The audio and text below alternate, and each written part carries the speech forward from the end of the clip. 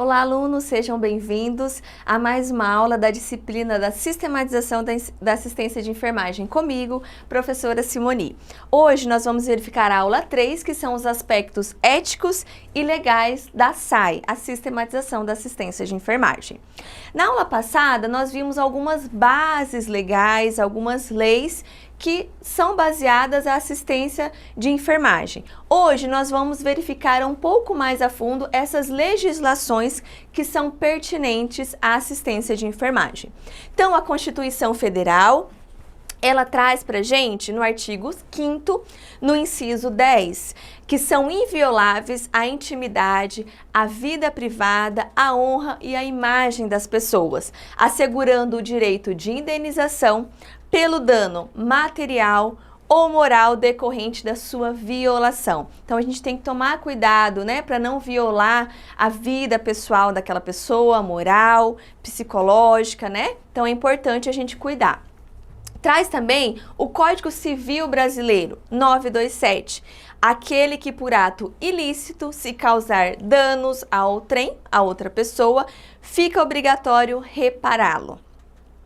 Trazemos também a importância do conhecimento dos estatutos, das leis e dos programas do Ministério da Saúde, que são uma base para a nossa assistência e o cuidado ao paciente. O Estatuto do Idoso, da Criança e do Adolescente, né? Saúde do adulto, saúde da mulher, saúde da criança e também a RDC 50, que ela traz para nós, é uma normativa para a planta física do ambiente de trabalho e as suas estruturas de saúde. O meu ambiente de trabalho está adequado com a Anvisa, a RDC 50? É importante a gente estar atento também a essas normativas, ok? Traz também os direitos dos usuários. Os usuários, eles têm direitos e deveres. Aqui nós vamos ver alguns direitos do usuário. O principal é que ele tenha anotado em seu prontuário, né, principalmente se ele está inconsciente durante o seu atendimento, todas as suas medicações, as suas dosagens, todo o seu cuidado. Então, é direito do paciente que todo o cuidado prestado, seja pelo enfermeiro, pelo técnico de enfermagem, pelo auxiliar, pelo fisioterapeuta, pelo médico, qualquer profissional que tenha atendido, que tenha prestado assistência àquele paciente, naquele serviço de saúde, é importante a anotação no prontuário do paciente, tá? É importante também que esses usuários recebam por escrito o seu diagnóstico e tratamento e que ele entenda o resultado daquele diagnóstico, daquele exame e também o tratamento, principalmente o nome dos medicamentos, tá? Que ele não saia com dúvida da consulta de enfermagem, da consulta com o médico e do cuidado prestado também pelo técnico e pelo auxiliar de enfermagem. A Lei do Exercício Profissional, ela é regulamentada pela Lei 7.498 de 86 e pelo Decreto 94.406 de 1987. O que ele traz, essa Lei do Exercício Profissional?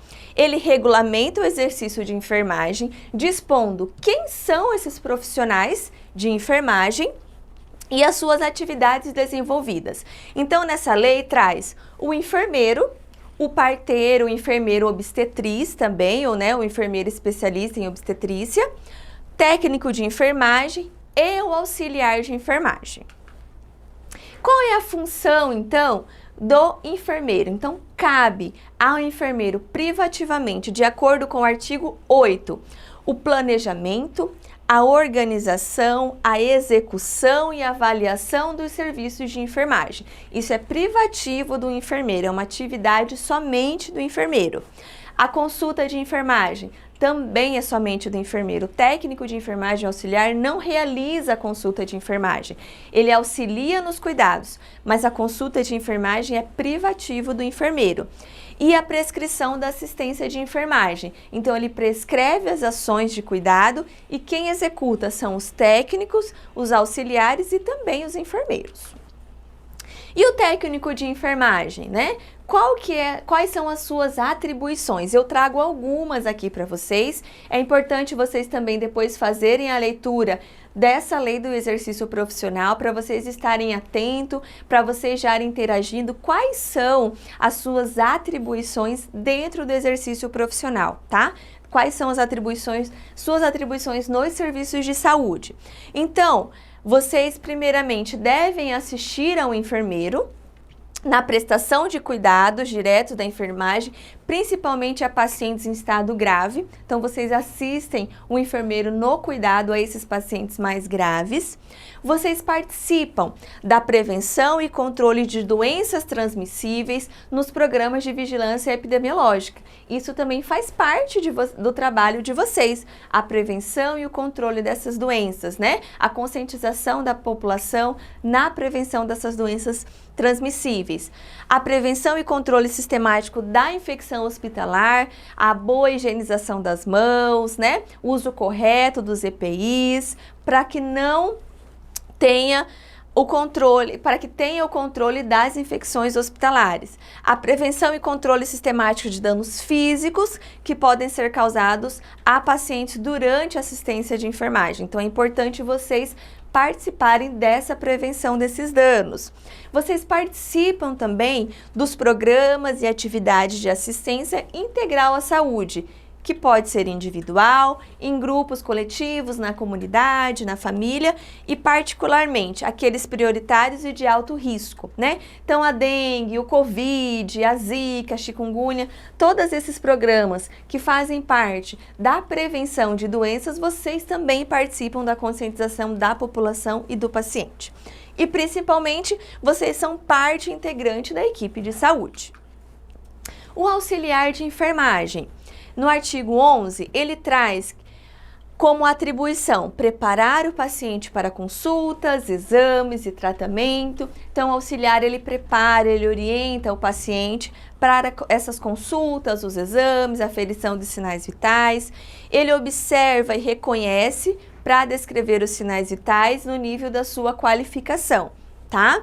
Ele executa tratamentos específicos prescritos de rotina, além de outras atividades. Então, o curativo, a administração de uma medicação intravenosa, uma medicação oral, o auxiliar de enfermagem pode estar executando essas tarefas. Prestar cuidado de higiene e conforto ao paciente, zelando pela segurança do paciente e da equipe de enfermagem também, e claro, a sua própria segurança durante a assistência, tá? Vamos ver agora o Código de Ética de Enfermagem. É importante que todo profissional de enfermagem tenha conhecimento do Código de Ética. Por quê? O Código de Ética, ele traz para nós a importância dos nossos deveres, né, dos nossos direitos, as nossas responsabilidades e principalmente as penalidades, que a gente tem que estar atento, ok? Ele traz a resolução COFEN 311 de 2017, porém, ela foi revogada e traz uma nova resolução, que é a COFEN 564 de 2017. Então, a gente tem que estar atento a essas atualizações, ok? Então, o Código de Ética, ele traz para nós em relação às relações profissionais, as relações da pessoa, família e coletividade, como que esse profissional deve se comportar, as relações com trabalhadores de enfermagem, da saúde e outros trabalhadores também, a relação da organização da categoria, como que está organizada a categoria de enfermagem, a organização das empregadoras, da empresa em que eu trabalho, é importante a gente estar atento a esses tópicos, o sigilo profissional, quando que eu devo ou não quebrar o sigilo profissional, o que eu devo contar ou não para o paciente, para os meus colegas, para os meus familiares, eu tenho que estar atento a isso. Em relação ao ensino, pesquisa, produção técnico-científica. Nós, profissionais de enfermagem, temos que estar inseridos ao ensino, às pesquisas para a melhoria do nosso trabalho, ok? Da publicidade e das infrações e penalidades. É muito importante a leitura do Código de Ética. Eu vou trazer aqui para vocês alguns exemplos do que está escrito no nosso Código de Ética em relação às responsabilidades e deveres. Então, em alguns artigos traz que nós profissionais de enfermagem, temos que exercer a nossa profissão com justiça, compromisso, equidade, resolutividade, dignidade, competência, responsabilidade, honestidade e lealdade, tá? Temos que comunicar ao Corém e aos órgãos competentes fatos que infrinjam os dispositivos legais que possam prejudicar o meu exercício profissional. Então, todo ato que eu acho que pode infringir a minha categoria profissional, eu tenho que comunicar aos órgãos competentes. Ao Corém, ao COFEM, é muito importante isso. E, principalmente, eu tenho que registrar no prontuário do paciente as informações inerentes e indispensáveis no processo de cuidar. Tenho também que conhecer e cumprir o meu código de ética. Então, por isso que eu tenho que conhecer, tenho que estar atento às minhas responsabilidades, deveres, né? Os meus direitos também do código de ética. E demais normativos do sistema, dos conselhos regionais, né? Tanto do Conselho Regional quanto do Conselho Federal também. Eu tenho que prestar informações escritas e verbais, completas e fidedignas, que sejam necessárias para assegurar a continuidade da assistência. Então, no prontuário do paciente, seja ele eletrônico ou no papel ainda, eu tenho que prestar esse cuidado em relação à minha escrita ou também na hora de passar o plantão ao meu colega de trabalho, eu tenho que passar todas as informações que sejam essenciais para a continuidade do cuidado. Eu tenho que prestar uma assistência de enfermagem livre de danos decorrentes da imperícia, negligência e imprudência. Nós vamos ver mais para frente também o que são essas 3 palavrinhas que são importantes para que a gente tenha esse conhecimento, para que a gente não possa, né, causar imperícia, negligência ou imprudência durante o nosso cuidado ao paciente. Eu tenho que principalmente ter a inscrição do meu Corém com a assinatura, ter o meu carimbo no exercício profissional. Então, quando vocês se formarem, é importante fazer esse registro, ter esse cadastro no Corém, que daí vocês conseguem trabalhar, ter o carimbo, para poder registrar o cuidado que vocês prestam ao paciente. E quais são as proibições? A gente tem que estar atento também às proibições em relação ao nosso código de ética. Eu tenho que praticar, ou seja, eu não posso, né, perdão, eu tenho que, é proibido eu praticar ou ser conivente com crime, que seja de qualquer ato que infrinja os códigos de éticas legais, tanto da minha profissão quanto os demais códigos de ética. Eu não posso prescrever medicamentos e praticar ato cirúrgico, exceto nos casos previstos na legislação vigente ou em situação de emergência. Então, a gente tem algumas legislações, principalmente nos serviços públicos, que tem alguns protocolos que alguns enfermeiros podem prescrever medicações. Porém, é todo um protocolo, eles têm todo um amparo legal para prescrever algumas medicações. O técnico de enfermagem e o auxiliar é proibido prescrever medicamentos, ok? Eu não posso executar prescrição de qualquer natureza que comprometa a segurança da pessoa, tanto do paciente como a sua segurança. Então, se você tem dúvida na prescrição do enfermeiro, na prescrição médica, você não pode executar aquele cuidado. Ok? Então, é importante que vocês estejam atentos a isso. Se você não tem segurança, se você não sabe realmente o que está escrito, ou que você sabe que pode provocar algum dano ao paciente, você é proibido sim de executar aquele cuidado, certo? É proibido registrar informações parciais ou inverídicas sobre a assistência prestada. Então, eu não posso prescrever, eu não posso anotar ali no prontuário do meu paciente uma assistência pela metade, né? E principalmente aquilo que não é verdade, que é inverídica, que eu coloquei, por exemplo, avaliados sinais vitais, PA, né, pressão arterial sistêmica, por 12/8. Sendo que eu não fui lá verificar a pressão arterial realmente daquele paciente. Então, eu tenho que estar atenta aos meus atos, certo? É proibido também assinar qualquer ação de enfermagem que vocês não executaram. Então, se o colega fala para você, vai lá e administra essa medicação para mim, Você vai lá, administra, ele administra e você assina. Não pode ir administrar pelo colega, porque você não sabe como ele preparou aquela medicação, então vocês têm que ser seguros. Vocês preparam a medicação, vocês preparam o material e vocês administram a medicação, certo?